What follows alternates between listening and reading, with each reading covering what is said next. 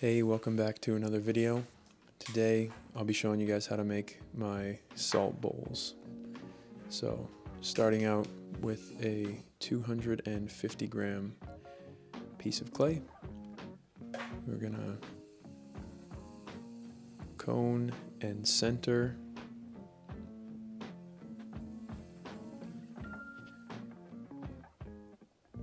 with the small pieces. When I pull them out of the box, it's hard to wedge when they're so small in your hand, so coning is important to get that nice consistency and possibly pop any bubbles in the body of clay.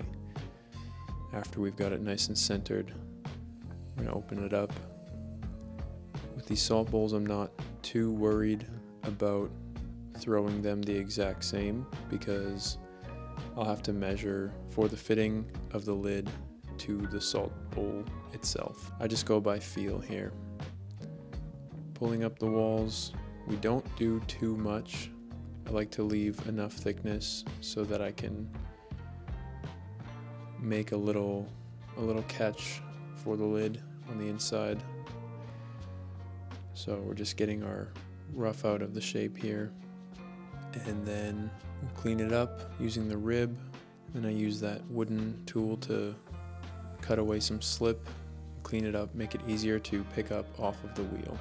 After that, I wet the rim, and then using the back of my index finger, pressing into the clay to create that little lip where the lid will sit on. I like to use my other hand to hold the outside of the salt bowl and my thumb to hold the top. Because it's such a small piece of clay, it's hard to press down without getting it to flare out too much and destroying the top of the bowl. After making that insert, I'll use my rib to clean up and tidy up the inside and outside of the piece. And as far as throwing goes, that's it for the salt bowl itself. So we'll just cut it off and put it down on a board to let it dry out.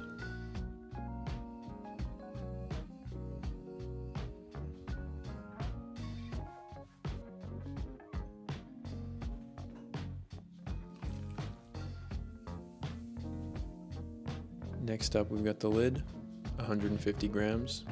It's a bit more than is needed for the lid, but I throw these lids upside down, so I need that extra clay to make the handle at the top, the little pinch thing.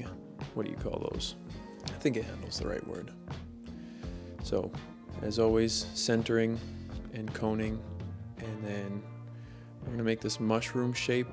We don't need a whole lot at the bottom there, but we want enough to support the top here as we open it up. And then using the back of my thumb, once I've made a little insert there, I can come in and pinch. I find the thumbnail is easier to use as my almost rib to make those sharp angles rather than trying to get a tool into these small spaces here and still have it controlled.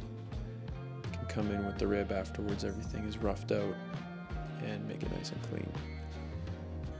You don't want these lips too high for the salt bowls. On the first few that I made them quite tall, but I found that they would then be just standing on the salt when the bowl was filled. So keeping it nice and small, and then tidying up those edges and pulling off that slip so it dries out nicely.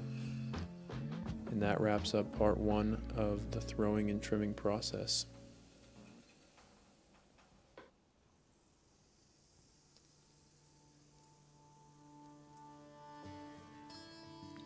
After things have dried out, we can come back and wet the rim a little bit just to create some nice suction. I don't like to use lumps of clay because it gets in the way of being able to trim all the way to the bottom. And as long as I'm not too rough when I take it off the wheel, then it's totally fine. After cleaning up the sidewall, I'll make a foot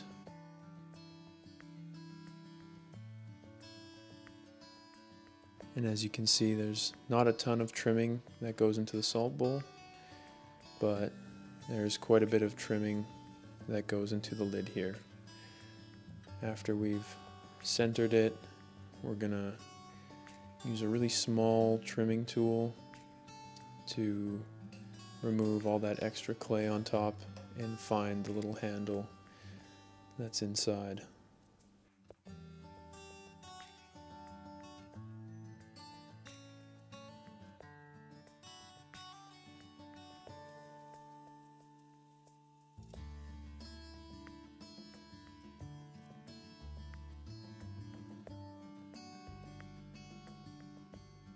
Then we can clean up the inside of the lid, making sure that it's a good fit.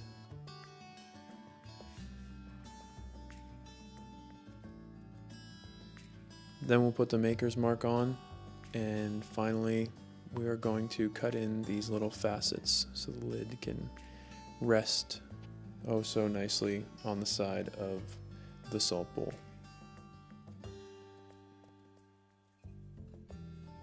This process usually takes about 5 minutes, but we're just gonna jump into the future here where that is all done. That is the final result, thrown and trimmed.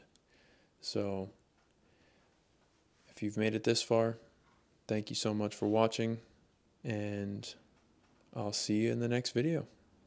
Take care.